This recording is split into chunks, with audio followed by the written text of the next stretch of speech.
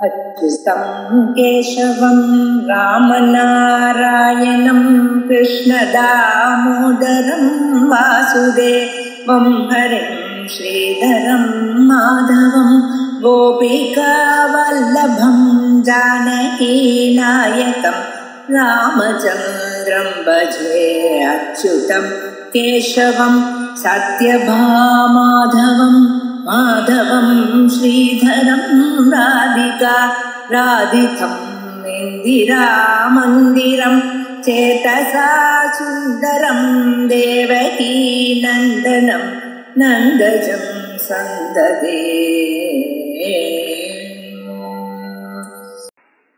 ओम श्री गुरुभ्यो नमः। हरि ओम। सदाशिवसमारम्भां शंकराचार्यमध्यमाम् अस्मदाचार्यपर्यन्तां वन्दे गुरुपरम्पराम्। श्रुतिस्मृतिपुराणानाम् आलयं करुणालयं नमामि भगवत्पादं शङ्करं लोकशङ्करं। शङ्करं शङ्कराचार्यं केशवं बादरायणं सूत्रभाष्यकृतौ वन्दे भगवन्तौ पुनः पुनः। ईश्वरो गुरुरात्मेति मूर्तिभेदविभागिने व्योमवद्व्याप्तदेहाय दक्षिणामूर्तये नमः। गुकारस्तन्धकारो वैरुकारस्तन्निवर्तकः अन्धकारनिरोधित्वात् गुरुरित्यभिधीयते। ॐ सहना भवतु सहनो भुनक्तु सह वीर्यङ्करवावहै तेजस्विनावतीतमस्तु मा विद्विषावहैः। ॐ शान्तिः शान्तिः शान्तिः। ॐ भूमिष्ठाभिनयात् प्रभुस्त्रिदिवतोऽप्युच्चैरदस्ताभिया या बद्धा भुवि मुक्तिदास्युरमृतं यस्यामृता जन्तवः। या नित्यं त्रिजगत्पवित्रतटिनी तीरे सुरैः सेव्यते सा काशी त्रिपुरारिराजनगरी मायादपायाज्जगते। पित्रस्तपापां त्रिदशैर्दुरापां गङ्गासदापां भवपाशशापां शिवा विमुक्ताम् अमृतैकशुद्धिं मुक्ता विमुक्तां न परित्यजति।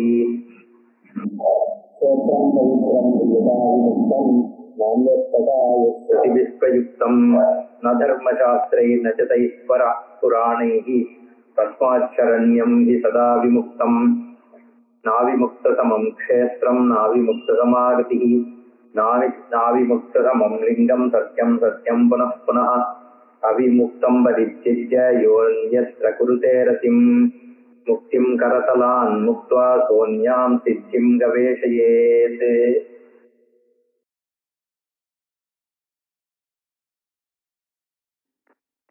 इदं बीजरहस्यं मे रक्षणीयं प्रयत्नतः श्रद्धाहीने न दातव्यं न देयञ्च अशुचौ क्वचित्। அம்பாள் மகாலட்சுமியானவள் அகஸ்திய முனிவருக்கு அனுகிரகம் பண்ணி இந்த ஸ்தோத்திரமானது என்னுடைய பீஜ மந்திரங்களை விடையும் அதி உன்னதமானது, ரகசியமானது.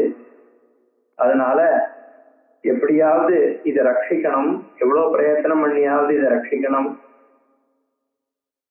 அதனால ஸ்ரத்த இல்லாத வாளுக்கோ சுத்தம் இல்லாத வாளுக்கோ இதை கொடுக்கப்படாது. சரியான பாத்திரத்தை தெரிஞ்சுட்டுதான் இந்த என்னுடைய ஸ்லோகத்தை நீ உபதேசம் பண்ணணும்னு வியாசாச்சாரியாளுக்கும் மற்றவாளுக்கும் சேர்த்து அம்பாள் இங்க ஒரு ஆணையிடுறான்னு சொல்லலாம். அதே மாதிரி அகஸ்தியர் திருப்பியும் காசி வாராணசிய சேரணும் அப்படின்னு ரொம்ப விஞ்ஞாபிச்சதுனால அம்பாள் சொல்றா, அந்நிய ஸ்ருணு விப்ரேந்திர பவிஷ்யே துவாபரே பவானி ஏகோனத்ரிம்சகே பிரம்மன்னே சத்யம் வியாசோ பவிஷ்யதி ததா வாராணசீம் பிராப்ய சித்திம் பிராப்ஸ்யதி அபீப்சிதாம் வியஸ்ய வேதான் புராணானி தர்மானி சமுபதிஷ்ய.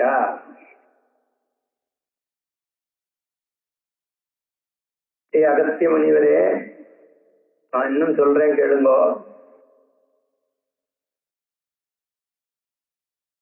வரப்போகின்ற துவாபர யுகத்துல 29வது துவாபரத்துல நீரே வியாசராக ஜனிச்சு அந்த சமயத்துல வேதங்களையும் புராணங்களையும் நல்ல தர்மங்களையும் உபதேசம் செய்வீர். எங்கேருந்து அந்த உபதேசத்தை செய்வீர்னா, வாராணசியும் பிராப்திய சித்திம் பிராப்ஸ்யதி, அபீப்சிதாம் சித்திம் பிராப்ஸ்யதி. அதனால வாரணாசிங்கிற அந்த க்ஷேத்திரத்தை அடைஞ்சு என்ன விதமான உங்களுடைய இஷ்டங்கள் இருக்கோ அதெல்லாம் பூர்த்தி பண்ணிட்டு அந்த வியாசாச்சாரியாளாக அந்த துவாபரத்துல நீர் திகழ்வீர்னு வரத்தை கொடுக்கிற அம்பாள். அது தவிரையும் இன்னொன்னு ஒண்ணு சொல்றேன் கேளுங்கோ. ஹிதஞ்ச தேவதாமி ஏகம் சாம்பிரதம் தத் சமாச்சர. நான் ஒண்ணு சொல்றேன், அதுபடி நடந்துக்கோ. பஷ்ய கிஞ்சிதே இதோ கத்வா ஸ்கந்தமக்ரே ஸ்திதம் பிரபும். கொஞ்ச தூரம் போனோடனே அங்க நம்ம ஸ்கந்தனாகிய சுப்பிரமணியன் வீட்டில் இருப்பார். அவரை போய் நீ தரிசனம் பண்ணு. இதஞ்ச வதாமி, உனக்கு ஹிதமான ஒண்ணு சொல்றேன். பஷ்ய கிஞ்சித் இதா கத்வா.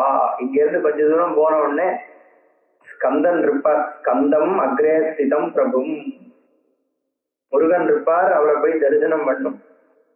வாராணசி ரகசியஞ்ச யதாவத் சிவபாஷிதம். பரமேஸ்வரன் சுப்பிரமணியனுக்கு முருகனுக்கு எப்படி வாராணசியினுடைய ரகசியத்தையும் மகிமைகளையும் எடுத்து சொன்னாரோ அத அவர் சுப்பிரமணியர் உனக்கு சொல்லுவார். தவ துஷ்டிகரம் பிரம்மன் கதையிஷ்யதி ஷண்முகா.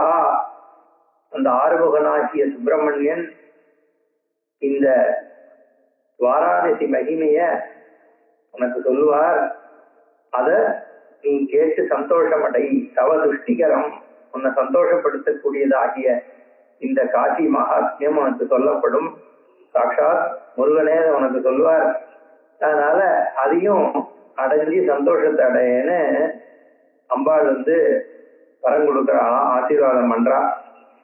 அப்போ இந்த மாதிரி ஒரு வரத்தை வாங்கிட்டு அம்பாளுக்கு நமஸ்காரம் பண்ணிட்டு முருகன் இருக்கிற இடத்தை நோக்கி அகஸ்தியர் புறப்பட்டார். இதிலத்வாவரம் சோத மகாலட்சுமிம் பிரணம்ய ச யதா வகஸ்திஹி யத்ராஸ்தி குமாரஹ சிகிவாஹனஹ. குமாரனாகிய முருகன், சிகிவாஹனஹ மயில் வாகனனாகிய முருகன் எங்க இருக்காரோ அந்த இடத்தை நோக்கி அகஸ்தியர் புறப்பட்டார் அப்படின்னு இங்க முடியறது 5வது அத்தியாயம். அதனால இங்க முருகனை பற்றிய வர்ணனை பார்த்தோம்னா என்னென்ன மாதிரி நாமங்கள் இருக்கு. ஸ்கந்தஹா அப்படின்னு முதல்ல பஷ்ய கிஞ்சித் இதா கத்வா ஸ்கந்தம் அக்ரே. ஸ்கந்தன்ற பெயர், ஸ்கந்த புராணம்னே பெயர் இல்லையும்.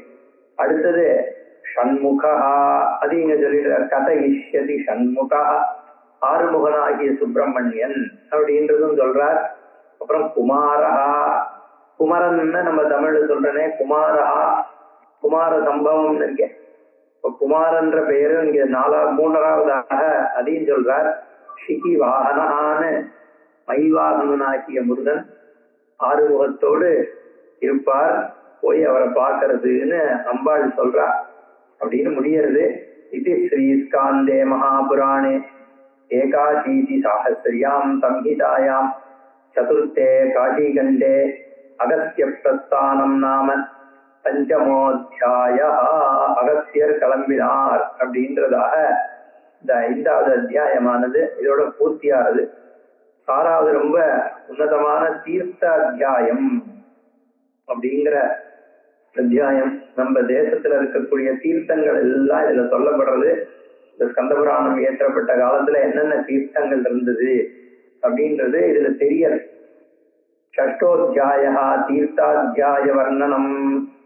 பராசரிய உவாச்சா, பராசரர் சொல்றார், ஸ்ருணுசூத மகாபாக கதாம் ஸ்ருதி சகோதராம். ஸ்ருதி சகோதராம்னு சொல்றது எத? இந்த புராணம், இந்த புராண கதை இருக்க சூத்தரே, இந்த கதையை கேளு. ஸ்ருதிக்கு சமமான ஒரு ஒரு வேதம், ஸ்ருதினா வேதம், எழுதாக்கிழவி என்று சொல்லப்படுகின்ற வேதத்துக்கு ஸ்ருதின்னு பேர். ரிஷிகள்னால கேட்கப்பட்டது அப்படிங்கிறதுனால வேதத்துக்கு ஸ்ருதின்னு பெயர். அப்படிப்பட்ட ஸ்ருதி ஈஸ்வரனுடைய மூச்சுன்னு சொல்றமே, அப்படிப்பட்ட ஸ்ருதிக்கு சமமானது இந்த புராணம் அப்படின்னு இங்க சொல்ற. இத மனசுல வச்சுண்டா யாம் வை ஹெதி நிதாய இத புருஷா புருஷார்த்தபாக்கு. அதனால இத மனசுல நிறுத்தி வச்சுட்டா புருஷார்த்தங்களாகிய மோட்சம், தர்மார்த்த காம மோட்சம்னு எல்லா புருஷார்த்தங்களையும் மனுஷா அடைவான்னு இங்க அனுகிரகம் பண்றார் யாத்தாச்சாரியர். அதனால கேள். அகஸ்திய முனிவரானவர் அப்புறம் லோபாமுத்திரையோடு கூட கிளம்பி கோதாவரியில ஸ்நானம் பண்றார். அம்பாளை தரிசனம் பண்ண அந்த ஒரு சந்தோஷமும், கோதாவரி தீரத்துல இந்த ஸ்நானமும் சேர்ந்து ரொம்ப சந்தோஷத்தை ஏற்படுதான். அவகாசிய சபத்னீகா பராம் முதம் அவாபசா. பரமா ஒரு எந்த ஆனந்தத்தை சுகத்தை அடைஞ்சாராம் இந்த ஸ்நானத்தினால அப்படின்னு அந்த ஒரு லைன்ல டிஸ்கிரைப் பண்ணிட்டு சூத்தர்கிட்ட சொல்றார். அந்த காலத்துல பெரியவாள்லாம் சொன்ன இன்னொரு விஷயத்த சொல்றேன், அதை கேள்னு சொல்லி வியாசர் சொல்றார். என்னன்னா, என்ன கான்டெக்ட்னா, எதனால வியாசாச்சாரியால் இங்க எதனால அகஸ்திய முனிவர் லோபாமுத்ரா இவா ரெண்டு பேரும் மகாலட்சுமிய தரிசனம் பண்றதுக்கான ஒரு பாக்கியம் கிடைச்சிருக்கே, அது எதனால கிடைச்சது அப்படிங்கிறத சொல்றதுக்காக இங்க வியாசாச்சாரியால் உள்ள வந்து சில விஷயங்களை சொல்றார். என்ன சொல்றாருன்னா, பரோபகரணம் ஏஷாம் ஜாகர்த்தி ஹிருதயே சதாம் நஷ்யந்தி விபதஸ்தேஷாம் சம்பதஸ்யுப்பதே பதே. பரோபகரணம், யாருக்கு பரோபகாரணம் பண்ணணும் அப்படிங்கிறது மனசுல தோன்றதோ அப்படிப்பட்டவனுக்கு எல்லா விதமான எதிர்வினைகளும் தானாக அழிஞ்சிடுறது அப்படின்னு சொல்றார். அதே மாதிரி தீர்த்தஸ்நானைர் நசாபு சுத்தி பகுதானைர் நதத்பலம் தபோபிகி உக்ரைஹி தன்ன ஆப்தியம் உபகிருத்தியா எதாப்தியதே.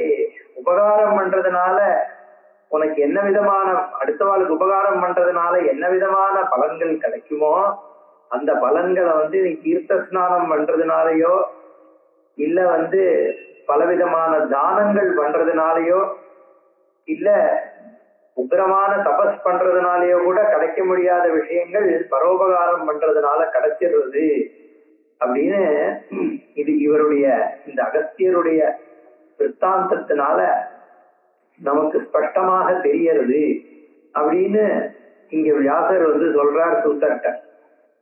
என்ன, ஒரே தராசுல ரெண்டுத்தையும் வச்சு பார்த்தாராம் பிரம்மா. பரோபகாரம் உயர்ந்ததா இல்ல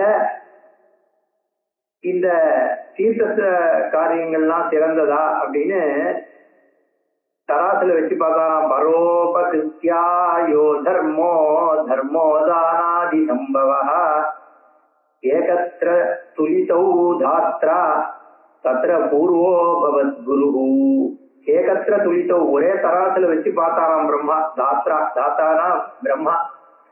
எதுல தராசுல வச்சு என்னத்தை பார்த்தாருன்னா பரோபகாரம் ஒரு பக்கம், அதே மாதிரி யோ தர்மஹா தர்மோ தானாதி சம்பவ, என்ன தானம் முதலான விஷயங்கள்னால வரக்கூடிய தர்மம், அதனால வரக்கூடிய புண்ணிய பாபங்கள், இதெல்லாம் ஒரு பக்கமும் பரோபகாரம் இன்னொரு பக்கமும் வச்சு பார்த்தாராம். என்ன வந்துன்னா பூர்வோ அபவத் குரு, முன்னாடி சொல்லப்பட்டது எது? பரோபகாரம் குருனா பெருசாயிட்டான். அதனால ரெண்டுத்துல எது உயர்ந்து போச்சுன்னா பரோபகாரம் உயர்ந்து விடுத்து, அந்த அந்த அந்த தராசு கீழே வந்துடுச்சு. அதனால பரோபகாரம் மற்ற தர்மங்கள் எல்லாவற்றிலும் விடைய சிறந்ததாக இருக்கு. அதனாலதான் எத்தனையோ விதமாக இதை பத்தி விசாரம் பண்ணி அதிக பெரியவாள்லாம் என்ன சொல்லியிருக்காங்கன்னா, பரோபகாரத்தை விட சிறந்தது இல்லை, அடுத்த வாழ்க்கு கெடுதல் பண்ணிட்டு உபகாரம் பண்ணாம இருக்கிறதோடையும் ஒரு துக்கத்தை தரக்கூடிய விஷயம் இல்லைன்னு நிர்ணயமாயிருக்கு. பரிநிர்மித்ய வாக்ஜாலம் நிர்ணீதம் இதமேவஹி நோபகாராத் பரோ தர்மஹ நாபகாராத் அகம்பரம். பரிநிர்மத்திய மத்தியம் திருப்பி விசாரம் பண்ணி வாக்யாலம் பலவிதமான வார்த்தைகளை பேசி நிர்ணயம் பண்ணாலாம். என்ன? நிர்ணீதம் இதமேவகி, இதுக்கு ஒரு நிர்ணயத்துக்கு வந்தாலாம் பெரியவாளாம். என்ன? நோபகாராத் பரோ தர்மஹா, உபகாரத்தை விட உயர்ந்த தர்மம் இல்லை. நாபகாராத் அகம்பரம், அகம்னா பாபம், அபகாரம் அடுத்த வாழ்க்கு கெடுதல் பண்றதை விட பாபம் எதுவும் இல்லை அப்படின்னு தீர்மானத்துக்கு வந்தான்னு சொல்றார் வியாசர். அதனால உபகாரம் பண்றது பரோபகாரம் தான் உயர்ந்தது. இத அகஸ்தியர் இப்படி தேவதைகளுக்கெல்லாம் பண்ண உபகாரத்தின் வழியாக உலகத்துக்கு காமிச்சார். ஏன்னா காசியை விட்டுட்டு வந்த துக்கம் இருக்கே, அதுக்கு அந்த துக்கத்தை நீக்கக்கூடியதாக சாதாரண துக்க நிவர்த்தி வந்திருந்தா போறாதா? ஆனா மகாலட்சுமியை தரிசனம் பண்ற ஒரு பாக்கியம் இல்லையா கிடைச்சது. உபகர்ஸ்து அகஸ்திய ஜாதமே தன் நிதர்சனம். அகஸ்தியருடைய இந்த விற்த்தாந்தம் இதுக்கு நிதர்சனத்தை பண்றது. இத இந்த உண்மையை காண்பிச்சு கொடுக்கிறது. என்னன்னா குவாதாது காசிஜம் துக்கம், காசியை விட்டதுனால வந்த துக்கம் என்ன அளவு? குவதாதிற்கு ஸ்ரீமுக ஈக்ஷணம். சாட்சாத் மகாலட்சுமியினுடைய முகத்தை தரிசனம் பண்றதுனுடைய அந்த அந்த புண்ணியம் இத சாப்பிடுது. இந்த காசியை விட்டு அந்த துக்கத்தை சாப்பிடுது. அது எதனால? நான் பரோபகாரம் பண்ணதுனால தானே. ஏன்னா இந்த உலக வாழ்க்கை யானையினுடைய காது நுனி மாதிரி என்ன ரொம்ப சாஃப்டா இருக்கும், பிடிச்சின்னு வழுக்கி விட்டுரும். கரிகர்ணாகிர சபல ஜீவிதம் விவிதம் வசு. அதனால சபல ஜீவனம் இந்த வாழ்க்கை இருக்க ரொம்ப நிலையில்லாது. எப்படின்னா யானையினுடைய காது நுனி மாதிரியா. அதனால பரோபகாரம் பண்ணி அதுல தர்மத்தை பண்ணு. தஸ்மாத் பரோபகரணம் காரியமேகம் விபஸ்திதா. புத்திமான்கள் அதனால பரோபகாரம் பண்றது அப்படின்னு இங்க வியாசர் உபதேசம் பண்றார். அகஸ்தியர் மகாலட்சுமியை தரிசனம் பண்ணி அதனால ஏற்பட்ட ஆனந்தத்துல நடந்து போய் ஸ்ரீசைலத்தை தரிசனம் பண்றார். ஸ்ரீசைலத்தை கச்சன்னு எதிர்ச்சையா சோ அத தூரா ஸ்ரீசைலம் ஐக்ஷத. எதேச்சியா பார்த்தா ஸ்ரீசைலம் தெரியறதா எதிர்க்க. எங்க மகா பரமேஸ்வரனே இருக்கக்கூடிய ஸ்ரீசைலம் அப்படின்னு இங்க வியாசர் அதை வர்ணிக்கிறார். எத்திர சாட்சாத் நிவசதி தேவா ஸ்ரீ திரிபுராந்தகா. சாட்சாத் பரமேஸ்வரனே வாசம் பண்ணக்கூடிய என்ன ஒரு ஒரு சைலமானது ஸ்ரீசைலம் அப்படின்னு வியாசர் சொல்றார். அதேதான் அகஸ்தியரும் லோகாவத்திரேட்ட சொல்றார். இங்க நின்று பாக்குறியே அந்த சிகரம், அதுதான் ஸ்ரீசைலத்தினுடைய சிகரம். இத பாக்குறவா யாரும் திருப்பி இங்க ஜென்மா அடையிறது கிடையாது. என்ன இது 84 யோஜனை இருக்கக்கூடியதாகிய இந்த கிரி, இந்த மலை, இது முழுக்க லிங்கம் இருக்கு. அதனால எல்லாரும் இதை பிரதட்சணம் பண்ணணும் அப்படின்னு இதனுடைய பிரதட்சணம் பண்றது அவ்வளவு விசேஷம். ஸ்ரீசைல சிகரம் ஸ்ரீமத் இதந்தத்விலோகனாத் புனர்பவோ மனுஷ்யானாம் பவே அத்ர ந பவேத் க்வசித். மறு ஜென்மா கிடையாது மனுஷனுக்கு இதை தரிசனம் பண்றதுனால. கிரிச்சதுரசீத்யாயாம் யோஜனானாம் ஹி விஸ்ருதா சர்வலிங்கமயோ யஸ்மாத் அத்தः குர்யாத் பிரதக்ஷிணம். இது 84 யோஜனை உடையதாகிய சதுரஷீத்யாயம் அத்தனை யோஜனானாம், அவ்வளோ யோஜனை, அவ்வளோ விஸ்தரம் இருக்கக்கூடியதாகி இந்த ஸ்ரீசைலம் சர்வலிங்கமயா, முழுக்க லிங்கஸ்வரூபம் தான். எப்படி அருணாச்சலேஸ்வரர்ல அந்த கிரியே லிங்கமாக இருக்கோ அது மாதிரி இங்க ஸ்ரீசைலம்ன்ற இந்த கிரியானது முழுக்கவே லிங்கம். அதனால குறியா பிரதட்சிணம் பண்ணுங்கோ அத அப்படின்னு சொல்ற. அம்பாள் லோபாமுத்திரேட்ட சொல்றார் அகஸ்தியர், எல்லாருக்குமாவும் சொல்ற. அங்க ஒரு கேள்வி வந்துருச்சு லோபாமுத்திரைக்கு. கேட்கிறா, ஸ்ரீசைல சிகரம் திருஷ்டுவா புனர்ஜன்ம ந வித்யதே இதமேவகி சத்தியம் சேது கிமர்த்தம் காசிரிஷ்யதே அப்படின்னு ஒரு கேள்வி என்ன கேட்கிறா லோபாமுத்திர அகஸ்தியர்கிட்ட. இப்ப நீர் என்ன சொன்னீர், ஸ்ரீசைல சிகரம் தரிசனம் பண்ணாலே புனர்ஜென்மா இல்லைன்னு சொல்லிட்டேளே.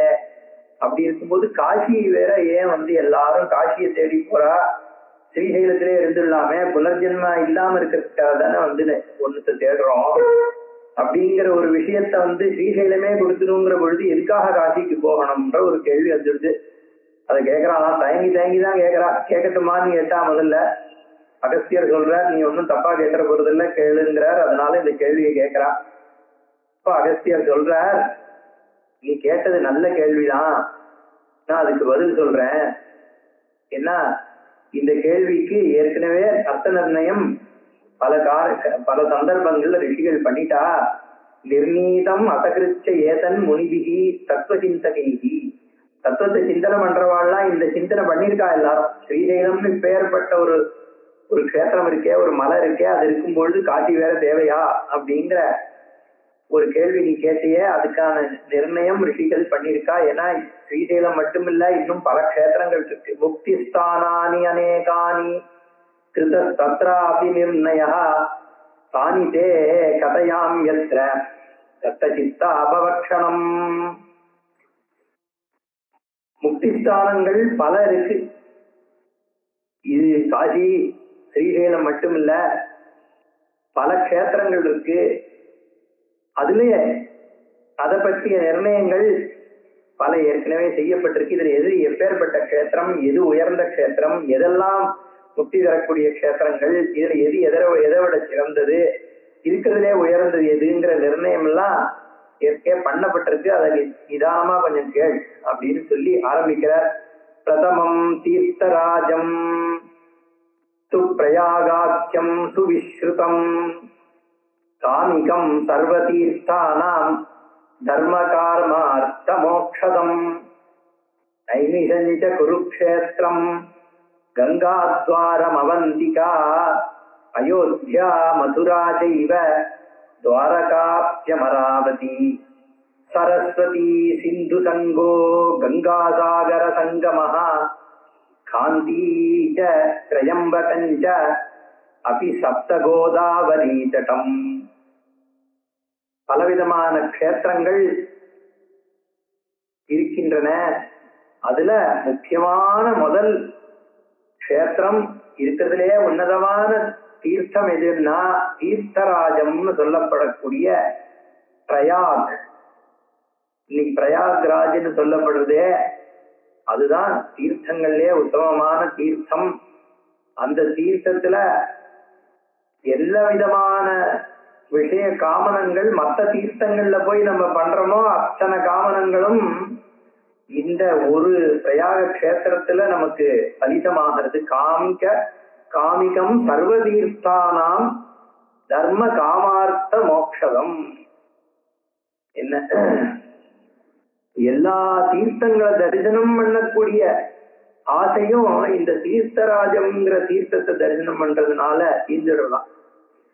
இது தவிர வேற என்ன மாதிரியான தீர்த்தங்கள் இருக்கு அப்படின்னு சொல்றார் அகஸ்தியர். நைமிஷாரண்யம்ன்ற ஒரு க்ஷேத்திரம், அதுவும் இன்னைக்கு உத்தரப்பிரதேசத்துலதான் இருக்கு. நைமிஷாரண்ய க்ஷேத்திரம். அப்புறம் குருக்ஷேத்திரம், குருக்ஷேத்திரம் நம்ம எல்லாருக்கும் தெரியும், யுத்தம் நடந்த இடம் ஹரியானால இருக்கு. கங்கா துவாரம், கங்கை எங்க பூமியில நுழையிறதோ அப்படிப்பட்ட ஹரித்வார் என்று சொல்லப்படக்கூடிய கஷேத்திரத்துக்கு மாயாபுரினும் பெயர், கங்கா துவாரம்னு பெயர். கங்கை ஈஸ்வரன் ஜடையனால நிறுத்தப்படுறாளாம். அதுல இருந்து கொஞ்சம் மீறி பூமியில விழுறது. ஏன்னா இப்படி முழு கங்கையும் தாங்காத இந்த பூமிங்கிறதுனால பரமேஸ்வரன் அது தன்னுடைய ஜடாமுடியில நிறுத்துற. அதுல ஒரு தாரம் மட்டும் விழுறது, அது பிரவாகமாக இமயமலையில ஓடி கடைசியில பூமியில எங்க நுழையிறதுன்னா ஹரித்வார்ல நுழையிறது. அதனாலதான் ஹரித்வார்ல தான் கங்கா ஆரத்தி பண்ற வழக்கம் ட்ரெடிஷ்னலா. இப்ப எங்கெங்கயோ நிறைய இடத்துல நடக்கிறது, காசியில நடக்கிறது, என்ன விந்தியாச்சல்ல நடக்கிறது, ரிஷிகேஷ்ல கூட பண்றா. ஆனா ஒரிஜினலா அது ஹரித்வார் என்று சொல்லக்கூடிய கங்கா துவாரத்துலதான் நம்ம கங்கா ஆரத்தி. ஏன்னா கங்கையை அங்கதான் வரவேற்கிறோம். இந்த பூமியை பாவனம் பண்றதுக்காக கங்கை மலையிலேருந்து இறங்கி பிளெயின்ஸுக்கு உள்ள நுழையிறது அங்கதான். அதனால நம்ம வரவேற்கிறதுனால அங்க ஆரத்தி. அப்பேற்பட்ட கங்கா துவாரம், அவந்திகா, உஜ்ஜைன் மகாகாலேஸ்வர் கோவில் இருக்க, அவந்திகாபுரி, அயோத்தியா, மதுரா, துவாரகா, அமராவதி எல்லாம் கஷேத்திரங்கள். அப்புறம் சரஸ்வதியும் சிந்துவும் எங்க சேர்றதோ அப்படி இருக்கக்கூடிய சரஸ்வதியும் சிந்துவும் சேரக்கூடிய இடம். அப்புறம் காஞ்சி, சரஸ்வதி சிந்து சங்கோ கங்கா சாகர சங்கமஹா. என்ன கங்கை எங்க போய் சாகரத்துல சேர்றது அப்படின்னு அநேகமா அந்த கேஞ்சட்டிக் என்னது அந்த பர்கானா 34 பர்கானா சொல்றோமே, 48 பர்கானா, அங்கதான் போய் அங்க பெங்காலத்துல போய் சேர்றது. அப்புறம் காஞ்சி, காஞ்சிங்கிறது காஞ்சிபுரம், திரையம்பகம் நாசிக்கு, சப்த கோதாவரி, சடம் வரைக்கும் பார்த்தோம்.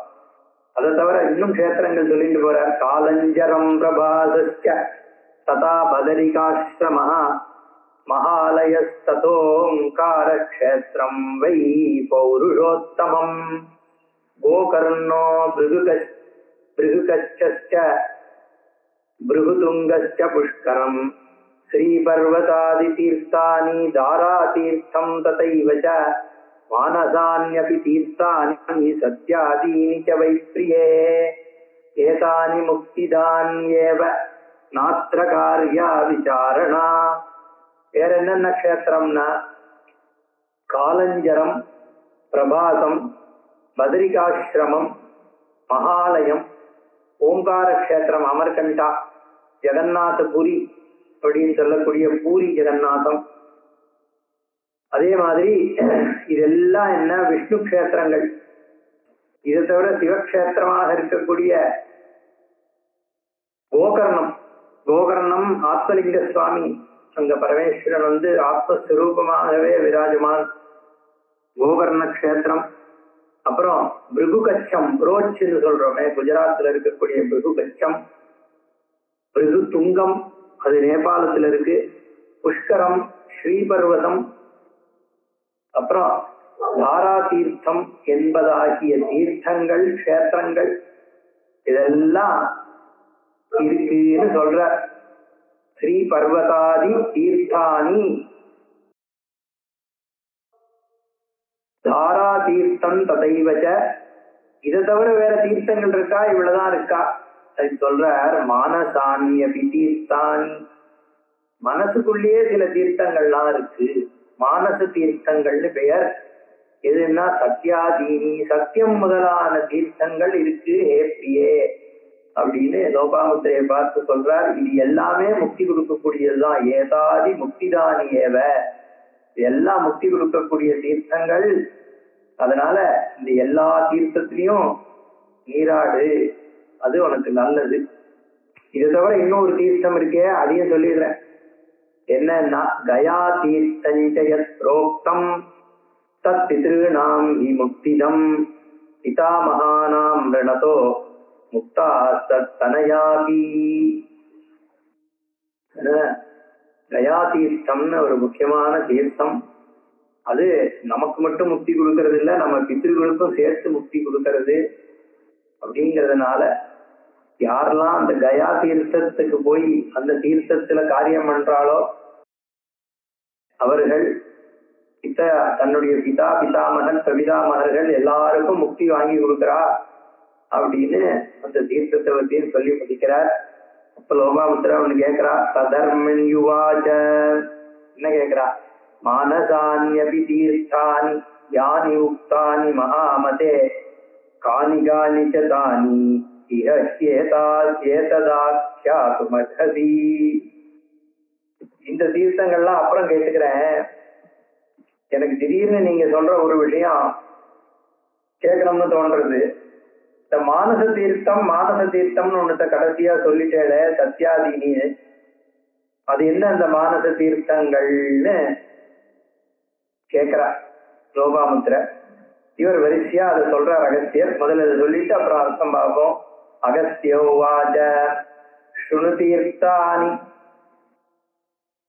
கததோ மானசானி மமானகே ஏழு சம்யங் நரஸ்தாத்வா பிரயாதி பரமாம் கதிம் சத்யம் தீர்த்தம் க்ஷமா தீர்த்தம் தீர்த்தம் இந்திரிய நிகிரஹ சர்வபூத தயா தீர்த்தம் தீர்த்தம் ஆர்ஜவமேவ ச தானம் தீர்த்தம் தமஸ்தீர்த்தம் சந்தோஷஸ்தீர்த்தமுச்யதே பிரம்மச்சர்யம் பரம் தீர்த்தம் தீர்த்தஞ்ச பிரியவாதிதா ஞானம் தீர்த்தம் திருதிஸ்தீர்த்தம் தபஸ்தீர்த்தம் உதாகிருதம் தீர்த்தானாமிபி வித்தீர்த்தம் விசுத்திர் மனசः பரா ந ஜலாப்ளுத தேஹஸ்ய ஸ்நானமித்யவிதீயதே தஸ்நாதோ யோ தமஸ்நாதः சுசிசுத்த மனோமலः. ஸ்ருணு கேள், ஏ அனகே பாபம் இல்லாதவளே நான் சொல்றேன். தீர்த்தானி மானச தீர்த்தங்கள், மானசானி தீர்த்தானி ஸ்ருணு. மானச தீர்த்தங்கள் எதுன்னு நான் சொல்றேன், அத கேள். ஏஷு சம்யக் நரஹா ஸ்நாத்வா பிரயாதி பரமாம் கதிம். அதுல ஸ்நானம் பண்றதுனால பரமகதியாகிய மோட்சத்தை அடைவார்கள் மனிதர்கள். இதுல ஸ்நானம் பண்றது அப்படிங்கிற பொழுது வெளி தீர்த்தங்கள் அதை பத்தி அதுல என்ன விசேஷம், என்ன எதனோட எது உயர்வுங்கிறதெல்லாம் பின்னாடி சொல்ல போற.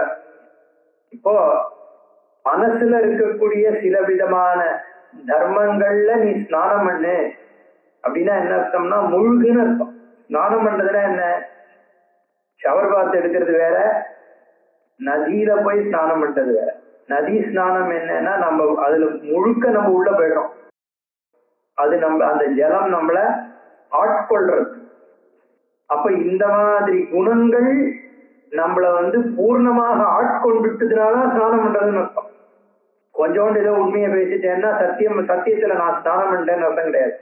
ஹரிச்சந்திரனுக்கு சத்தியவாக்குங்கிற பொழுது என்ன நடந்தாலும் சத்தியம்னா, சத்தியத்தை தவிர வேற ஒரு ஒரு சின்ன விஷயம் கூட அவன்கிட்ட கிடையாது. அசத்தியம் ஒரு லேசம் கூட இல்லைன்ற பொழுது அதுல ஸ்நானம் பண்ணான்னு அர்த்தம். நம்ம நதியில ஸ்நானம் பண்ணும் பொழுது உடம்புல ஒரு சின்ன பாகம் கூட தெரியாத அளவுக்கு உள்ள ஸ்நானம் பண்ணணும்னு சொல்றீங்க இல்லையா, சரியா முதுகு நினையில உள்ள போன்னு சொல்லுவா பார்த்தான்னா. ஏன்னா அது முழுக்க உள்ள போனாதான் அது ஸ்நானம். கொஞ்சம் கொஞ்சம் மீறி இருந்தா கூட முழுக்க ஸ்நானம் ஆலைன்னு அர்த்தம். அப்போ இந்த தர்மத்துல நீ ஸ்நானம் பண்ண முதல்ல சொல்லிடுறேன். ஏன்னா இது கொஞ்சம் எல்லாரும் தான், நானும் தான் சத்தியத்தை சொல்றேன், நானும் தான் க்ஷமால இருக்கேன், சகிச்சுன்னு இருக்கேன், அதனால நான் இதுல தீர்த்தத்துல ஸ்நானம் பண்ணனா எனக்கு மோட்சம் கிடைச்சிருச்சான்னு கேட்டக்கூடாது. அந்த அளவுக்கு ஒரு தீர்த்த ஸ்நானத்துக்கான சமம் இதுல பண்றது. சத்தியம் தீர்த்தம், உண்மைன்ற தீர்த்தத்துல ஸ்நானம் பண்ணுன்னா உண்மைன்றதையே வச்சுக்கோ. அதை தவிர வேற விஷயமே உண்மை இல்லாத தன்மை எதுலையுமே கிடையாது. சத்தியம் ப்ரூயாத் பிரியம் ப்ரூயாத் ந ப்ரூயாத் சத்தியம் அப்படி சாப்பிரியம்னு பிரியமான விஷயங்களை சில விஷயத்த சொல்லாம இருந்துறது தப்பு இல்லை. சொல்லும்பொழுது சத்தியத்தை சொல்லணும், ஹிதமாகவும் சொல்லணும்னு சொல்லியிருக்கா. மாதிரி இங்க சத்தியம் தீர்த்தம், சத்தியமே ஒரு தீர்த்தம். அதுல தீர்த்த ஸ்நானம் பண்ணு, சத்தியத்தை சொல் அப்படி. க்ஷமா தீர்த்தம், க்ஷமா க்ஷமா சன்னியாச லட்சணமாக அங்க கீதையில பகவான் சொல்றார். அமானித்வம் அதம்பித்தம் அஹிம்சா க்ஷாந்திரார்ஜவம் ஆச்சாரியோபாசனம் சௌச்சம் ஸ்தைரியம் ஆத்ம வினிகிரஹா. அதுல சொல்லும்போது சாந்தினா அதுதான் க்ஷமா. என்ன அந்த நடப்பதை அப்படியே ஏற்றுக்கொள்றது, அதுக்கு எதிர் வினை ஆற்றாமல் ஏற்றுக்கிறது, அது க்ஷமா. அப்புறம் இந்திரிய நிகிரகம் ஒரு தீர்த்தம். இந்திரிய நிகிரகம் பூர்மோங்கானீவ சர்வசகான்னு கீதையில சொல்றாருனோ பகவான். தன்னுடைய இந்திரியங்களை உள்ள எப்படி ஒடுக்கிக்கிறதோ ஒரு ஆமை, அந்த மாதிரி தன்னுடைய எல்லாத்தையும் உள்ள எடுத்துட்டு ஆத்ம வஸ்துல வச்சுக்கோ. அதுதான் இந்திரிய நிகிரகம். இந்திரியத்தை அதனுடைய விஷயத்திலேயே போயிட்டு இருக்கிற விடாம விஷயத்திலேருந்து எடுத்து உள்பக்கமாக திருப்புறதுக்கு இந்திரிய நிகிரகம்னு பேர். அதுவும் ஒரு தீர்த்தம். அப்ப எப்பவுமே அப்படின்னு அர்த்தம். அப்புறம் சர்வபூத தயா தீர்த்தம், எல்லா பூதங்களுக்கும் தயை. ஆர்ஜவமே ஆர்ஜவமேவச ரிஜுபாவம். ரிஜுபாவம்னா சிம்பிளிசிட்டி. என்ன சிம்பிளிசிட்டி? ரிஜுத்துவம்னா என்ன? Straight forwardness. எதை நினைக்கிறோம், எதை சொல்றோம், எதை செய்யறோம், இது மூணும் ஒரே லைன்ல இருந்ததுன்னா அதுக்கு ஆர்ஜவம்னு பேர். மனசுனால எதை நினைக்கிறோமோ அதுதான் சொல்லணும், வாயால எதை சொல்றோமோ அதுதான் செய்யணும். சொல்றது வேற, செய்யறது வேற, நினைக்கிறது வேறன்னு இருந்ததுன்னா ஆர்ஜவம் கிடையாது. Straight forwardness. தேவையில்லாத எது தர்மமோ தர்மத்தை நினைக்கணும், தர்மத்தை சொல்லணும், தர்மத்தை செய்யணும்னு இருக்கிறது ஆர்ஜவம். அது ஒரு தீர்த்தம். அதுல ஸ்நானம் பண்ணுன்னு சொல்ற. தானம் தீர்த்தம். தானம் ஸ்ரத்தையாதேயம் அஸ்ரத்தையாதேயம்னு சொல்றது வேணும். ஸ்ரத்த இருந்தாலும் குடு, ஸ்ரத்தையோட குடு. ஸ்ரத்த இல்லையா பரவாயில்ல குடுன்ற சொல்றது வேணும். ஸ்ரத்த இல்லைன்னா கூட பரவாயில்ல குடு. ஒரு காலத்துல ஸ்ரத்த வந்துடும். என்ன அந்த தாமச தானம், சாத்வீக தானம், ராஜச தானம்னு தானத்திலேயே 3 விதமா தீயதேத எத்தானம்னு பகவான் கீதையில சொல்றார். தானத்தை பத்தி ரொம்ப உயர்வா சொல்லியிருக்கு. ஏன்னா எவ்வளவுக்கு எவ்வளவு கொடுக்குறோமோ திரவிய மூலானி பாபானின்னு தானம் பண்றதுலதான் நம்மளுடைய பாபங்கள் போறது, புண்ணியம் சேர்றது. யாரு நிறைய கொடுக்குறானோ அவன்கிட்ட தான் லட்சுமி நிறைய வருவான். அதனால தானம் ரொம்ப விசேஷம். கொடுக்க கொடுக்க நம்மளோட இந்த sense of belonging, sense of holding things இருக்கும் இல்லையா, பிடிச்சி வச்சுக்கிறது, அதை எவ்வளவுக்கு எவ்வளவு விடுறோமோ அத்தனைக்கு அத்தனை மோட்சத்துக்கு அதிகாரித்துவம் சித்திக்கிறது.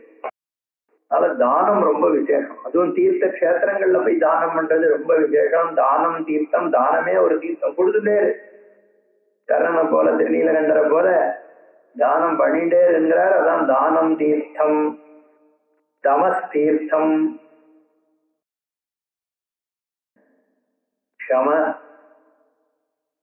க்ஷமா ஏற்கனவே சொல்லிட்டார். அப்புறம் இங்க தமா இந்திரிய நிகிரகம் சொன்னாரோ இல்லையா, அது மாதிரி தன்னை பார்த்துக்கிறது. க்ஷம தம உபரதி திதிக்ஷா அதெல்லாம் சொல்றோமோ இல்லையா, அந்த தம இந்திரிய நிகிரகம், மனோ நிகிரகம், இதெல்லாம் சந்தோஷ தீர்த்தம். சந்தோஷமே ஒரு தீர்த்தம். திருப்தி, அதான் கிடைக்கிறத வச்சு சந்தோஷமா இருக்கிறது. சந்தோஷமா இருக்கிறதுல தீர்த்தமா எடுத்துக்கிறது எல்லாருக்கும் சந்தோஷம்தான். ஆனா எப்பவும் அந்த சந்தோஷத்தோடயே இருக்கணுங்கிற போதுதான் சந்தோஷம் தீர்த்தம் ஆகிறது.